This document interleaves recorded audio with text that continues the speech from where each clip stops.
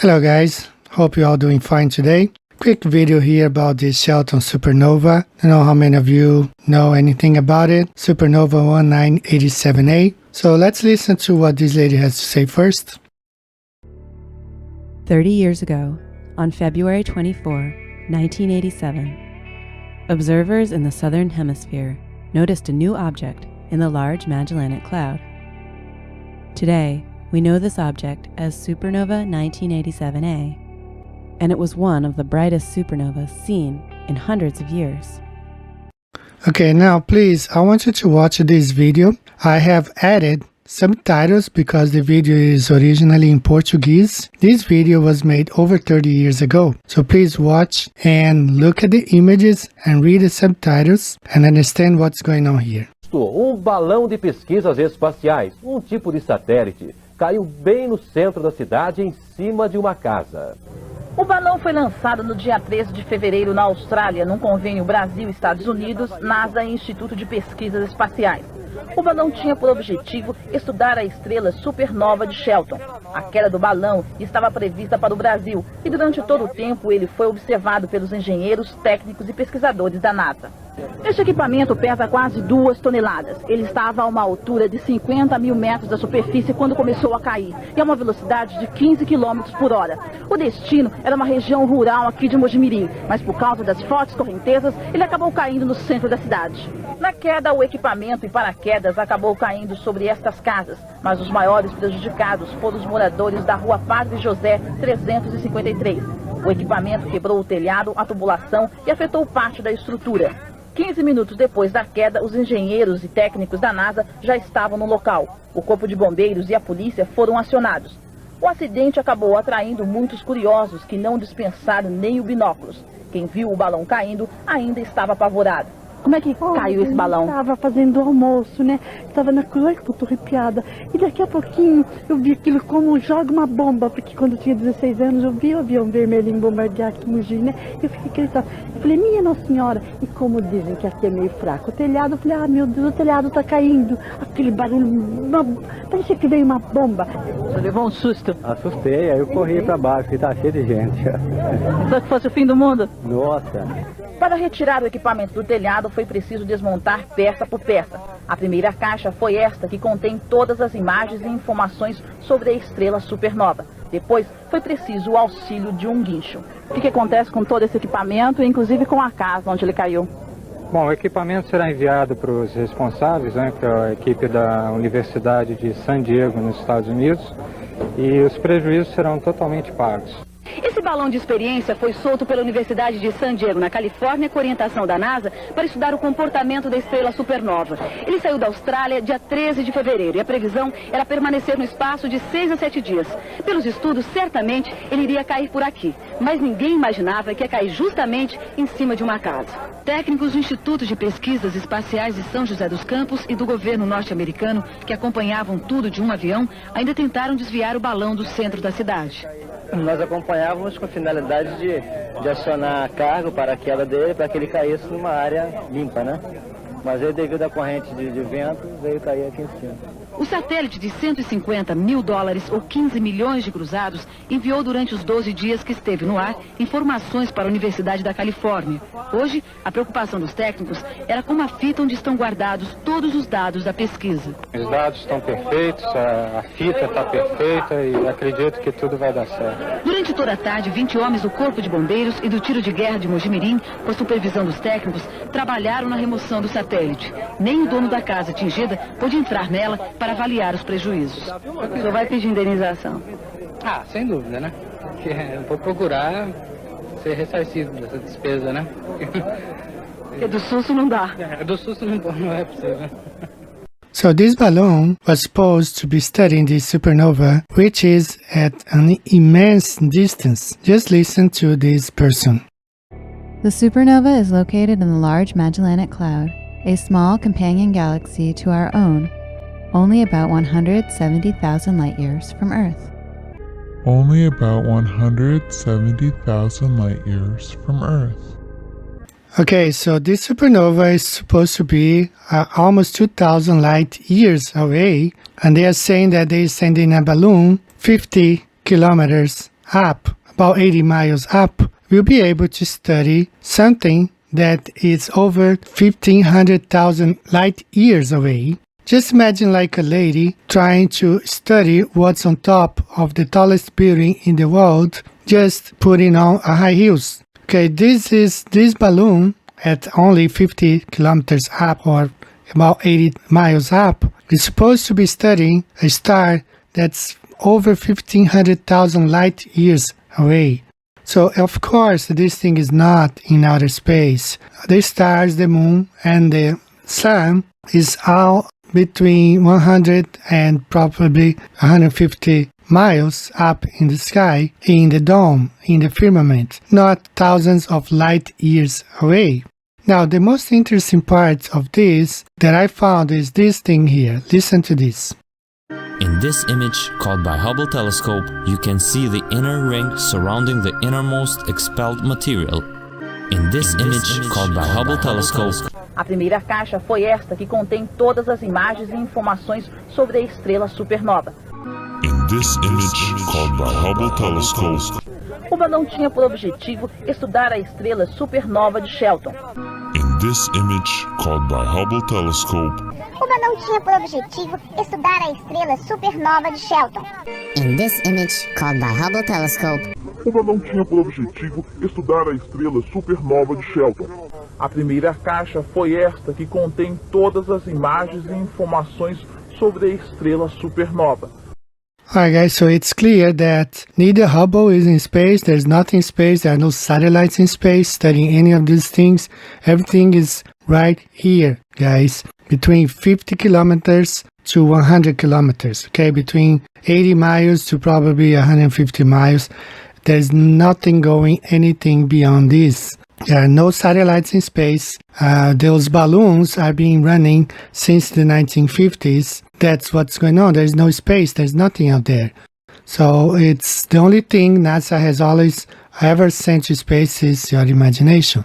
So I'm going to show here again what this guy was saying when he supposedly went to space. Individuals can have a part in every stage of the process. John Grunsfeld, former NASA Associate Administrator and astronaut, worked on scientific balloon payloads while earning his PhD. The first time I saw a balloon launch, helium was in the bubble, it was on the spool opened up, and I heard the rustle of the polyethylene and saw it rising, and then the balloon took off and off it went. I thought, this is just the coolest thing ever. I went on to do 3 Hubble Space Telescope servicing missions. And for that, it was much more like scientific ballooning, because there was a moment where I was inside of the Hubble Space Telescope, this time in a spacesuit, working with tools, reaching inside of the Hubble, and I had a flashback right to that moment on the flight line, reaching into my balloon gondola. And the thought that I had at the time was, all of those lessons that I learned in building the payloads, preparing them for flight, was preparing me to go service and upgrade the Hubble Space Telescope. That I had at the time was, all of those lessons that I learned in building the payloads, preparing them for flight, was preparing me to go service and upgrade the Hubble Space Telescope.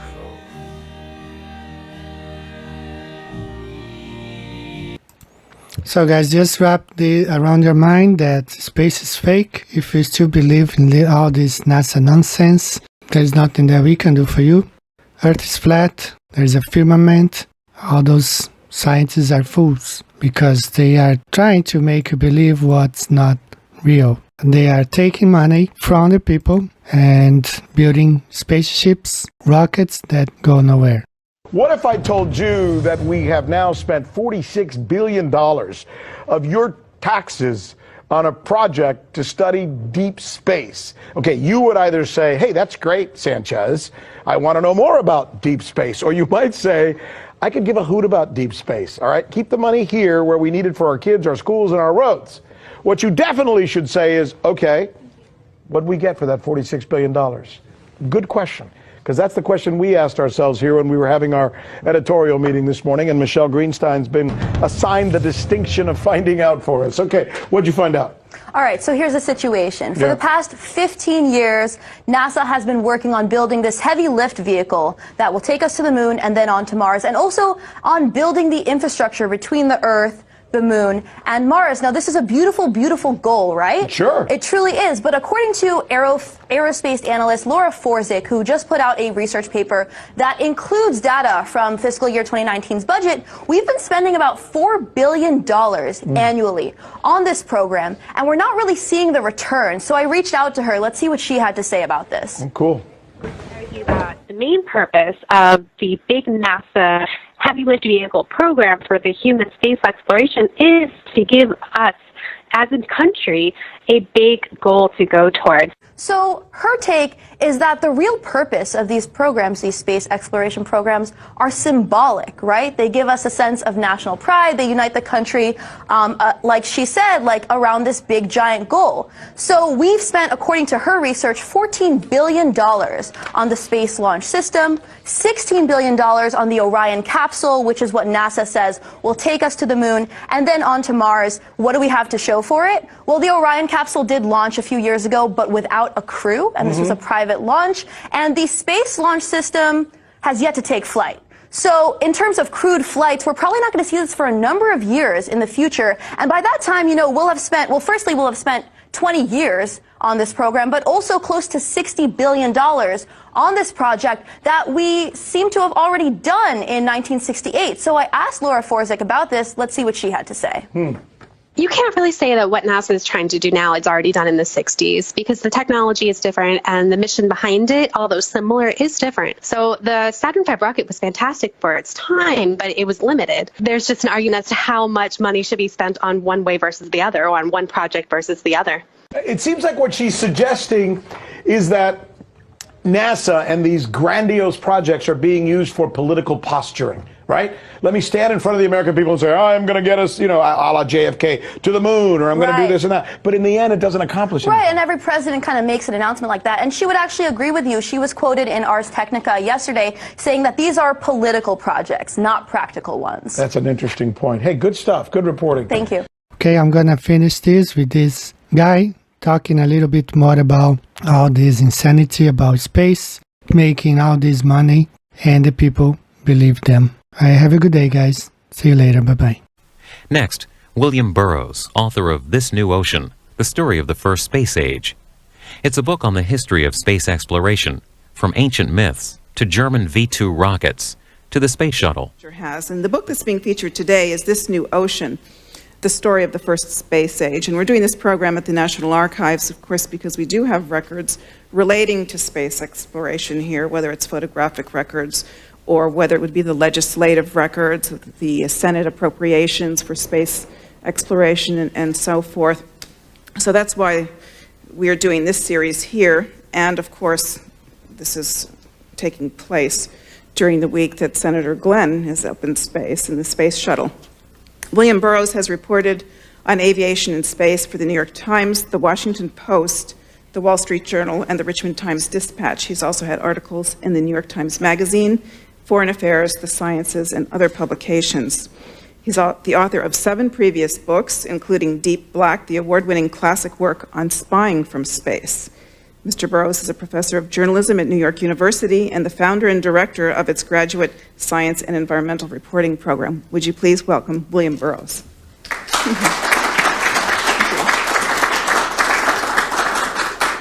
Thank you, Judy, and thank everybody for being here. I really appreciate it very much. One of the things that runs through the entire history of the space age and before the space age, and this is one of the leitmotifs that also run through the book, is the direct relation between science and science fiction. You're not at this too long when you don't come to understand that it's the science fiction people, the SF people, as one of my friends calls them, who laid the blueprint for the people who actually built the rockets and planned out the programs. And I did a fair amount of thinking about that throughout the entire process. Konstantin Tsiolkovsky, who was the great Russian rocketeer and the father of rocketry, and who we never heard about during the Cold War for reasons that will not mystify you. Tsiolkovsky and Hermann Oberth, the German, the father of rocketry there, and our own Goddard, Robert Goddard, all read Jules Verne. They all read From the Earth to the Moon, and they all had, if you'll pardon the expression, had their fires lit by that wonderful voyage. They all read H.G. Wells, The War of the Worlds, and so on. These people were energized and captivated by science fiction.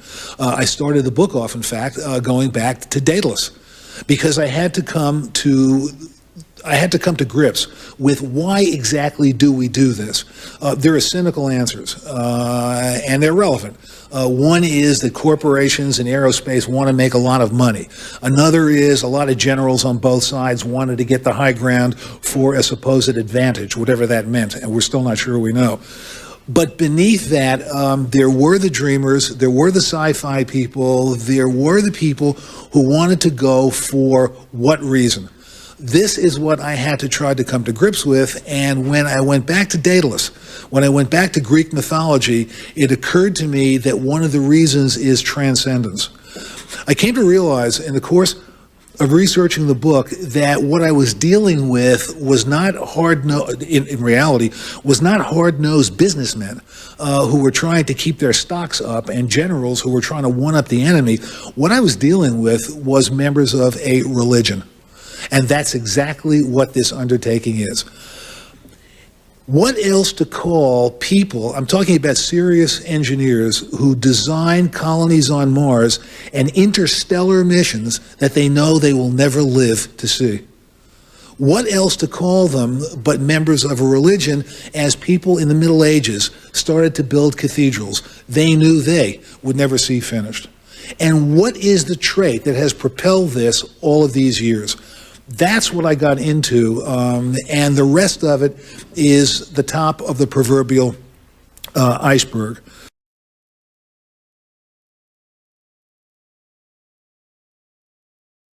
I was going to say thank you very much. I mean, that's, as a science journalist, my question is, through your career and your writing and your acting, you've inspired so many people to enter the sciences. How do you balance science with science fiction? They're both the same. Astrophysicist looking out there is thinking in terms of science fiction. The mystery of science fiction is what I'm talking about. Science and science fiction are essentially the same. Thank you very much. Last question. You know, before I answer any more questions, there's something I wanted to say.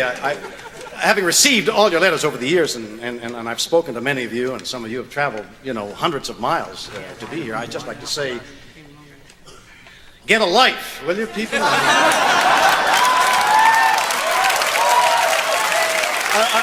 I mean, for crying out loud, it's just a TV show. I mean, look at you. Look at the way you're dressed. You've turned an enjoyable little job that I did as a lark for a few years into a colossal waste of time. I mean, how old are you people? What have you done with yourselves? In regards to the computers, we were chatting about this. On the actual Apollo, the landing module, the whole process, how powerful a computer did you have?